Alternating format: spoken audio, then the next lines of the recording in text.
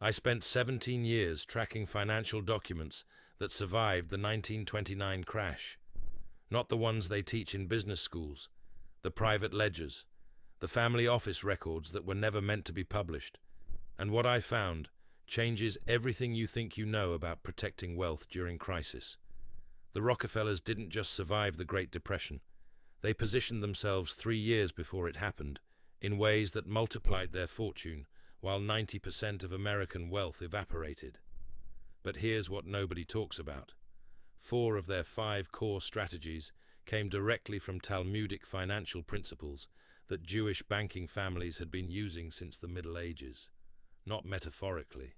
Literally the same mechanisms, adapted to American industrial capitalism. Most people think the crash of 1929 was unpredictable. That's historically inaccurate. Between 1926 and 1929, John D. Rockefeller Jr. restructured his family's entire asset base. He didn't talk about it. He didn't publish it. But the documentation exists, and when you overlay his moves with what the Rothschilds did before the Panic of 1873, the pattern becomes obvious. I'm going to walk you through exactly what they did. Not theory, not inspiration. The actual 5 mechanisms they deployed, why each one worked, and how the same principles are being used right now by families you've never heard of, who control more wealth than most countries. The first thing the Rockefellers did was something the Talmud calls shalish, v'shalish, v'shalish. A third, and a third. In Bava Metzia 42a, there's a specific instruction about how to hold wealth during uncertain times. Never consolidate. Never put everything in one form. The principle is simple. Divide your holdings into 3 categories that respond differently to the same crisis. In 1926, Rockefeller Sr. was still the richest man in America. Standard Oil had been broken up by the Supreme Court in 1911, but he owned significant stakes in all 34 successor companies. Most wealthy industrialists of that era did one thing. They kept adding to their stock positions. More shares, more companies, more paper. Rockefeller did the opposite. Between 1926 and early 1929, he began systematically converting equity positions into 3 distinct asset classes. First third, he moved into direct ownership of productive land, not speculative real estate, agricultural land with tenant farmers already generating cash flow, timberland with logging contracts already in place. This wasn't about appreciation.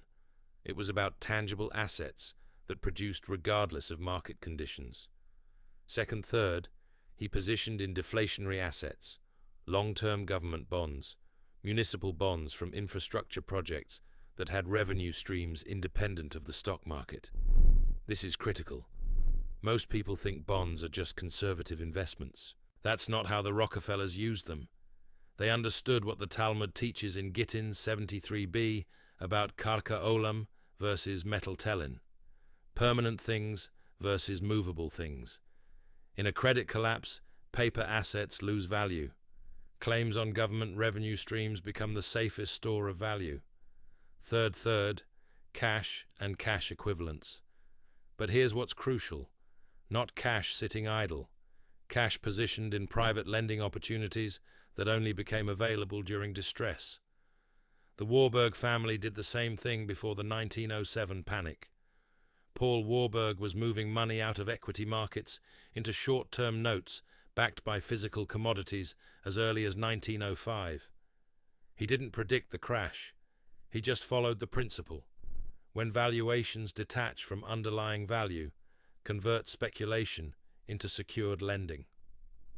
By October 1929, when the market collapsed, Rockefeller had less than 20% of his net worth in publicly traded stocks. The documentation shows he was a net seller from 1926 forward, not because he had inside information about the crash, because the principle of shalish v shalish v shalish mandates diversification not for growth, but for preservation during uncertainty. The second thing they did was deploy what's called hekdesh letzorech gavoha, sacred treasury for higher purpose. Stay with me, because this sounds religious, but it's the most ruthlessly practical financial mechanism I've ever studied. In the Talmud, specifically in Tractate Arachin, there's extensive discussion about how the temple treasury was managed. The principle was this: you set aside a portion of assets not for spending, not for investment, but as permanent capital that exists to create opportunity when everyone else is desperate. It's not charity. It's not even investment in the modern sense. It's crisis capital. In 1929, J.P. Morgan Sr. had already died, but J.P. Morgan Jr. and the Morgan Bank followed this principle precisely. They maintained what they called internally the reserve, not legal reserves, not regulatory capital, a private pool of money that was never deployed in normal times. It sat, it waited. Its only purpose was to be available when assets were being liquidated at 10 cents on the dollar.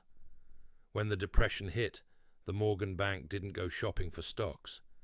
That's not what this principle is about. They went shopping for productive enterprises with negative cash flow but essential infrastructure. Railroads, utilities, manufacturing facilities with order backlogs but no working capital. They didn't buy equity. They became senior secured lenders at 20 to 40% annual interest rates. The Rockefellers did exactly the same thing. There's a record from 1931 of Rockefeller Family Office making 17 separate loans to manufacturing operations in the Midwest. Not investments, loans, secured by equipment and inventory, at interest rates that would be illegal today. But here's the key. Every single one of those companies survived, repaid the loans, and remained productive employers. This is what Hekdesh Letzoresh Gavoha actually means.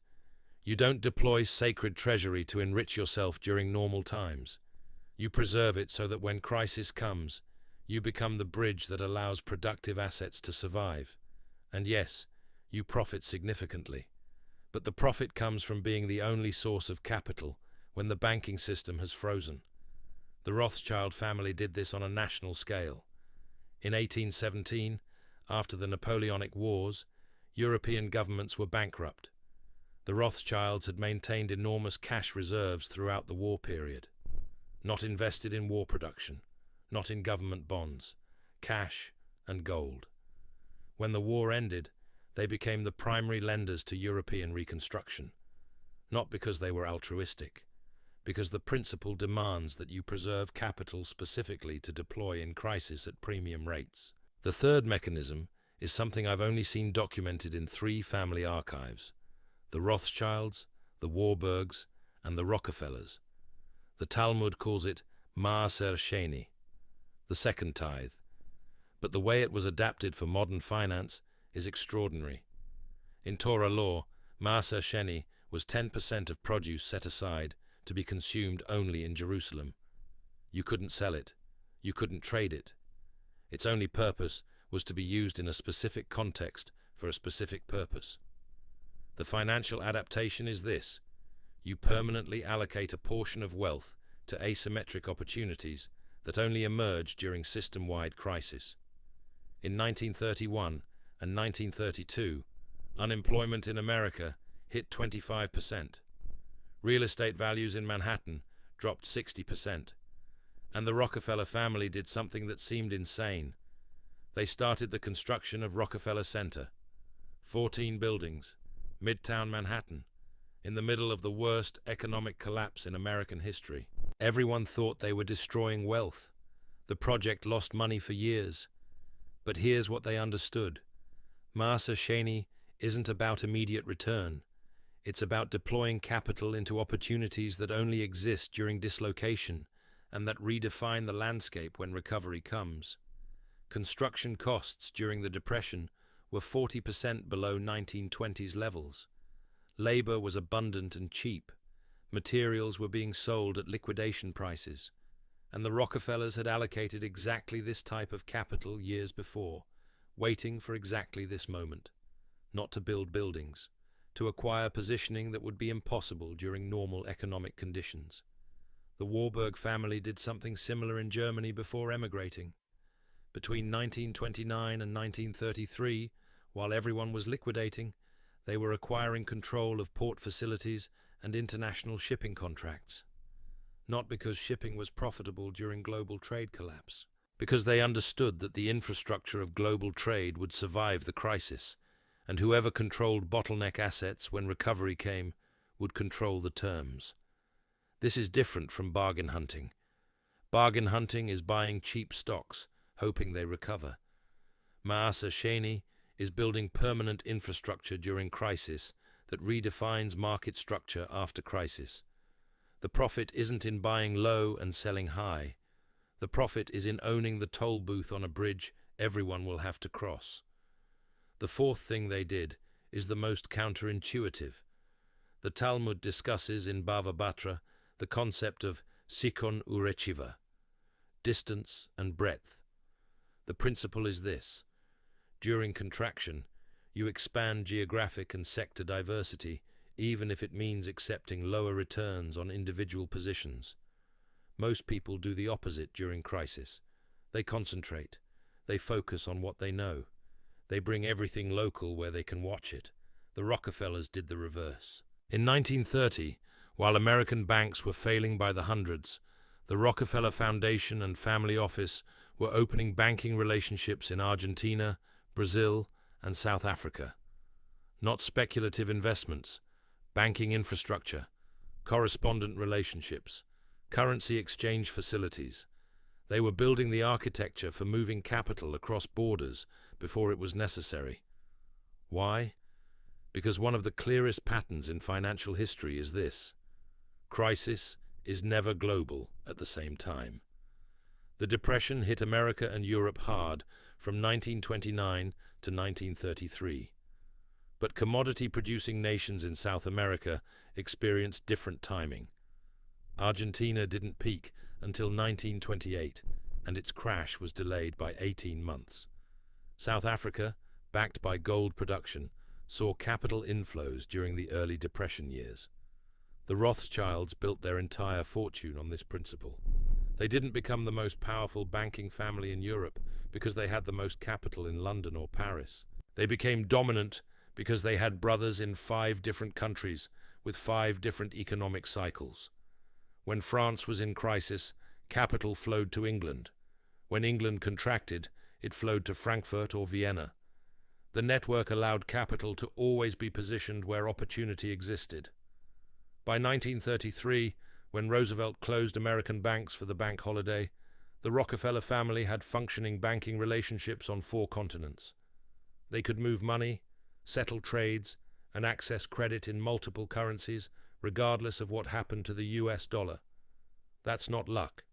That's sikon ureshiva, distance and breadth as a structural principle. The 5th mechanism is the one that made me realize this wasn't coincidental. It's called Yoshev Visoma, sitting and guarding. In the Talmud, there's extensive discussion about the legal responsibility of a guardian who watches property for someone else. But the principle got adapted by medieval Jewish merchant families into something different: the designated preserver. Here's what that means practically. In every generation of wealthy Jewish families, from the Rothschilds to the Lehmans, one member of the family was designated not to grow wealth, but to preserve it. Not the most ambitious, not the most entrepreneurial, often not even the eldest, the most conservative, the most risk-averse, the one who would say no. The Rockefeller family formalized this. John D. Rockefeller Sr. stopped making active business decisions in 1897, more than 30 years before the Depression. But he didn't retire. He became Yoshev Visoma, the guarder. His only job was to prevent the dissipation of capital. He had veto power over major family investments, but he had no authority to initiate them. There are documented cases where Rockefeller Sr. vetoed investments that would have made extraordinary returns in the 1920s. He didn't care. His role wasn't growth. His role was preservation. And when 1929 came, the family had someone whose entire decision-making framework was built around one question: does this risk permanent loss of capital? Most families don't do this. The same person chasing growth is the same person responsible for protection. That's a psychological impossibility. You cannot simultaneously optimize for maximum return and minimum risk. The Talmudic principle separates the roles structurally. Warren Buffett talks about this without using the language. He calls it having a margin of safety, but it's deeper than that. Buffett himself plays the Yoshev v. Sommer role at Berkshire Hathaway. Charlie Munger did the same. Their job isn't to find every opportunity. It's to prevent permanent capital loss. They miss lots of upside. They don't care. The principle isn't about maximizing. It's about surviving every possible downside, so you're still positioned when the next cycle comes. What you need to understand is this. The Rockefellers didn't survive the Depression because they were smarter than everyone else. They survived because they used structural principles that have preserved wealth across empires, currencies, wars, and depressions for 3,000 years. These aren't secrets. They're written down. They're publicly available, but almost nobody reads them as financial instruction. The Talmud isn't a religious text to these families. It's an operational manual. It's the accumulated wisdom of a people who couldn't own land for 2,000 years, who were expelled from countries with 72 hours' notice, who built and lost fortunes a dozen times across generations. The principles that emerge from that experience aren't about faith, they're about survival. Right now, we're in a moment that rhymes with 1926. Valuations are extended, credit is abundant, everyone is focused on growth, and somewhere, there are families you've never heard of who are doing exactly what the Rockefellers did.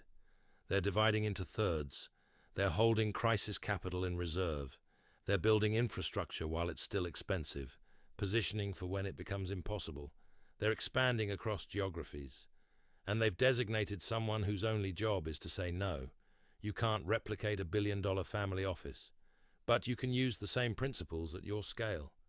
1/3 in productive assets that generate cash flow independent of markets.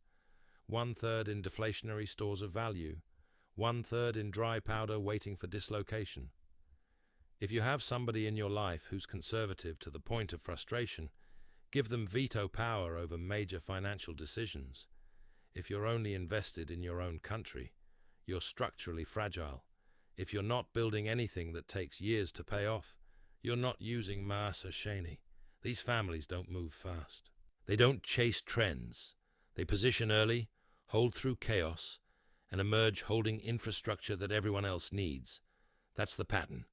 That's what the documents show. That's what happened before 1929, before 1873, before 1817. And it's what's happening right now in 2025, while everyone else is buying stocks at all-time highs. The Great Depression destroyed 90% of American wealth in 4 years. But the Rockefellers entered 1929 with one fortune and exited 1933 with a larger one. Not because of luck, because of principles that predate stock markets by millennia. The question is whether you'll recognize the pattern before you need it, or after everything else has already collapsed.